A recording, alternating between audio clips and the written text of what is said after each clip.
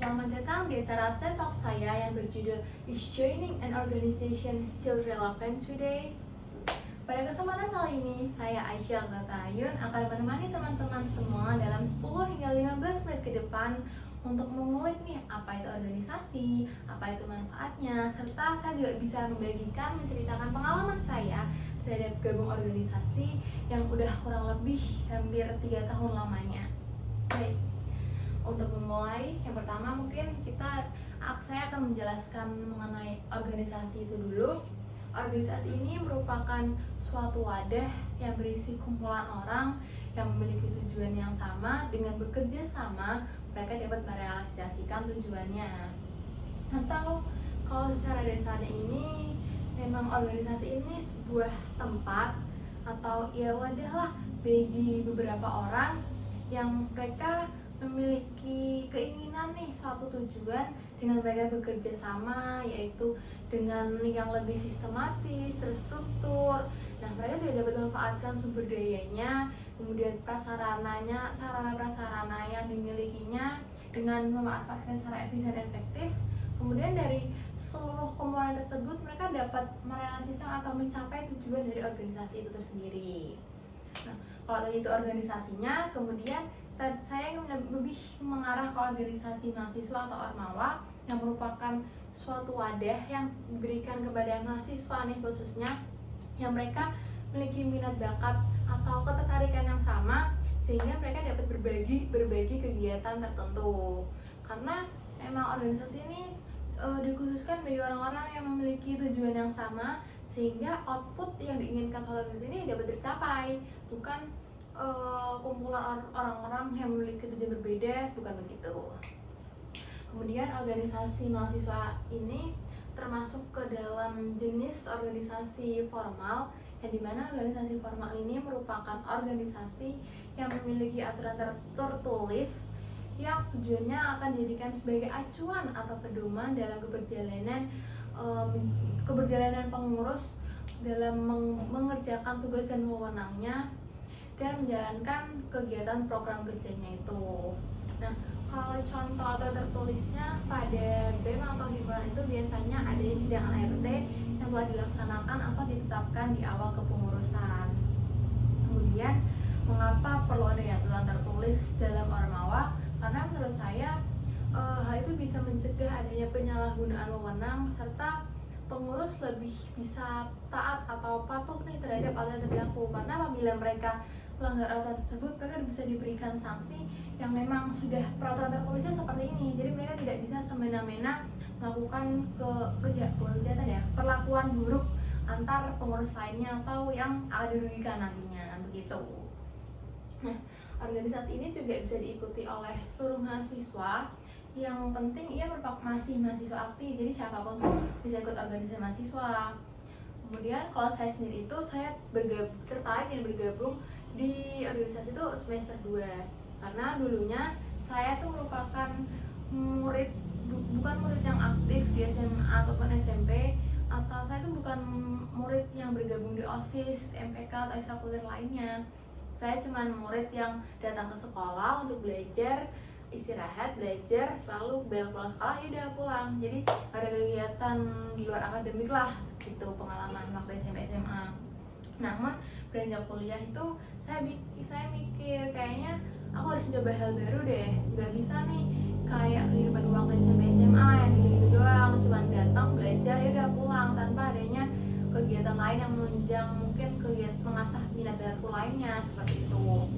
Maka dari itu waktu menjadi mahasiswa baru kemarin selama orientasi ini diajarkanlah beberapa pengetahuan seputar kuliah yang akan ditempuh hingga lulus nantinya. Kemudian sebagai maba pun waktu itu juga diminta nih membuat planning atau rencana di semester 1, semester 2, dan semester hingga lulus nantinya.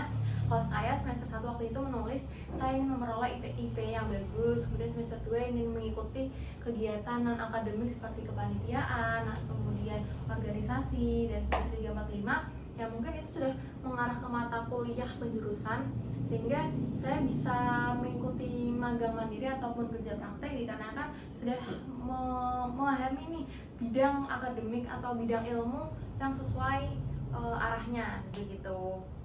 Nah, tapi pada saat saya semester 2 pun saya ada ketakutan dalam diri kalau saya tuh takut mencoba, karena bergabung suatu organisasi itu merupakan hal yang baru dan saya belum pernah mencoba, dan tentunya itu keluar dari zona nyaman saya. Nah, maka dari itu masih banyak orang yang takut mencoba mendaftar dikarenakan ada beberapa hal. Seperti ini, yang pertama, ya takut gagal atau gak diterima sama organisasi yang bersangkutan. Ini terjadi juga kepada saya waktu itu. Saya overthinking karena udah kepikiran aku kalau gak keterima gimana nih, padahal waktu itu pun saya juga belum daftar. Gimana caranya kita tahu kalau kita diterima kalau kita nggak daftar? Jadi baiknya kita terdaftar dulu baru kita tahu hasilnya seperti apa. Kemudian tidak punya pengalaman atau cuma sedikit pengalaman. Nah, ini sudah di awal tadi, kalau saya itu nggak punya pengalaman kan di SMP SMA, namun karena hal tersebut ya saya harus mencari pengalaman. Ketika saya nggak punya pengalaman itu, jadi kayak kita, saya harus melawan rasa takut lah, seperti itu. Kemudian berpikiran takut memberikan jawaban yang tidak diharapkan interviewer, karena menurut saya interviewer itu, waktu saat wawancara itu lebih subjektif ya. Bisa saja kita dikatakan oleh interviewer A, oh kamu bagus wawancaranya, tapi bisa aja dikatakan oleh interviewer B biasa aja, ya kan? Kita nggak tahu ya, itu emang subjektif dari masing-masing interviewernya. Nah, karena itu merupakan hal subjektif dari masing-masingnya, tapi kita tetap harus memberikan yang terbaik pada saat wawancara, karena meskipun nantinya kalau ditolak, kita sudah berikan hasil yang terbaik, karena apapun hasilnya ya kita sudah berusaha semaksimal mungkin lah, ini seperti itu. Oke, next. Nah, setelah saya berhasil melawan rasa takut saya itu, saya akhirnya diterima di BMFT untuk diberikan amanah menjadi penanggung jawab suatu acara yang berhubungan dengan Mawapres. Di situ saya tidak memiliki pengalaman, kemudian saya ragu untuk melakukannya sebagai penanggung jawab. Namun tentunya saya dibantu dengan berbagai pihak sehingga keberjalanan acara tersebut sukses dan lancar. Nah, setelah saya menjadi penanggung jawab di acara tersebut, saya akhirnya terbuka pikiran saya bahwa ada nih skill-skill tambahan setelah saya diamanah menjadi PC atau penanggung jawab itu. Itu yang pertama, sebagai ketua atau penanggung jawab itu saya harus merencanakan, yang dimana perencanaan ini saya harus membuat berbagai planning A, B, C, yang semisal planning utama A-nya itu gagal, saya harus beralih ke planning cadangan B atau C, karena udah berjaga-jagalah kalau misalnya planning tersebut tidak bisa dilaksanakan. Kemudian menetapkan strategi untuk keberjalanan ke depannya, karena saya sebagai ketua atau penanggung jawab, saya juga harus menentukan nih strategi apa yang harus saya lakukan supaya acara tersebut nih tidak salah arah atau bisa tercapai sesuai outputnya, begitu.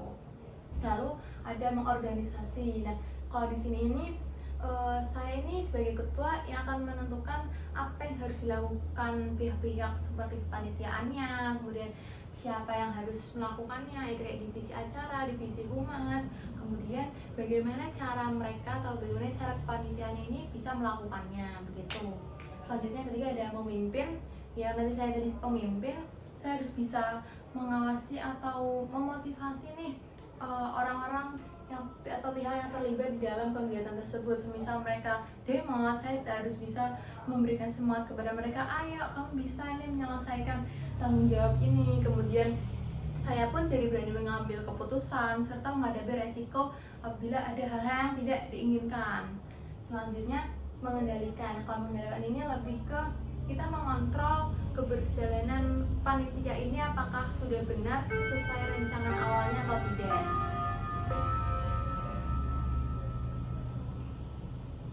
Nah, kemudian selanjutnya dari 4 skill ini saya juga bisa memperoleh manfaat lainnya, yaitu dengan join berorganisasi saya bisa mendapatkan relasi bahkan profesional. Karena saya berhubungan dengan Mawapres, saya juga bisa berkenalan nih, seperti kemarin ada Mas Ilham yang merupakan Mawapres nasional. Kemudian meningkatkan soft skill yang sudah kita singgung tadi sebelumnya, kayak leadership, kemudian public speakingnya, kemudian mengambil keputusan. Nah, ini lebih berani dalam mengambil keputusan itu merupakan salah satu skill yang menurut saya akhirnya bisa saya capai nih setelah saya bergabung organisasi. Kemudian pandai mengatur time management. Nah, karena saya bergabung organisasi, tentunya saya jadi memiliki beragam kegiatan nih, antara akademik dan waktu untuk diri sendiri, tapi saya harus pintar-pintar membagi waktunya. Kemudian ada jalan-jalan keluar kota. Apa sih yang dimaksud? Nah, kalau di sini ada beragam pengalaman saya yang waktu ini melakukan studi banding bersama rombongan BMFT ke KMFT di UGM. Di sana kami bertukar mengenai program kerja yang mereka miliki, yang kita miliki, kemudian bagaimana cara apabila menghadapi masalah A, B, C. Kemudian ini juga saya menambah relasi baru bersama senator di tingkat UNIF. Kemudian ini saya juga lebih berani berbicara di depan umum, yang menurut saya ini adalah pencapaian cukup signifikan dibandingkan sebelum saya bergabung organisasi. Nah, sebentar ini ada foto waktu di Unpad. Saya bersama rombongan BEM Undip ini mengawal dan menemani teman-teman tim BKM Undip yang lolos ke tingkat timnas. Ya, ini merupakan hanya sisi kebahagiaan yang bisa diperoleh dari bergabung organisasi itu sendiri. Oke, setelah saya menceritakan nih berbagai pengalaman, manfaat, benefit, dan struggle-nya, selanjutnya itu bagaimana sih tips untuk memilih organisasi? Tips yang pertama, sesuaikan organisasi dengan passion dan keinginan. Di sini tuh pasti tiap individu memiliki keinginan yang berbeda. Maka dari itu organisasi itu ada banyaknya organisasi yang tentunya di dalamnya juga ada bidang-bidang ataupun unit yang berbeda. Misal nih ada bidang pengabdian masyarakat, itu lebih cocok atau mungkin dikhususkan bagi mahasiswa yang tertarik atau berkeinginan untuk terjun langsung ke masyarakat seperti kemudian sosial, kemudian rumah belajar teknik. Kemudian kalau bidang riset dan teknologi ini lebih dicocokkan pada mahasiswa yang ingin meningkatkan iklim riset yang ada di Undip itu sendiri. Kemudian ada bidang ikatan, yaitu akan cocok bagi mahasiswa yang memiliki minat atau memiliki minat bakatnya tuh ya dalam seni ataupun olahraga, sehingga mereka bisa menyalurkan minat bakatnya itu. Terus kita juga harus menganalisis diri nih seperti strength, weakness, opportunity, dan threat, yang dimana dari kelebihan itu apa sih yang bisa kita unggulkan untuk melaksanakan suatu program kerja nantinya. Kemudian weakness, hal-hal apa sih yang harus kita kurangin apabila nanti kita terpilih menjadi penanggung jawab. Kemudian peluang kalau aku mendaftar pasti nanti lebih banyak relasinya atau bagaimana. Kemudian ada treatment yang dimana ancaman untuk diri sendiri kalau kita bergabung, semisal apakah aku bisa ngatur waktu dan lainnya, itu perlu dipikirkan matang-matang juga. Kemudian yang terakhir, kita juga harus research organisasi yang akan kita ikuti. Di sini kalian bisa research melalui Instagram dari tiap-tiap organisasi. Biasanya mereka juga sering mengupload nih program yang dimiliki atau fun fact mengenai organisasi tersebut.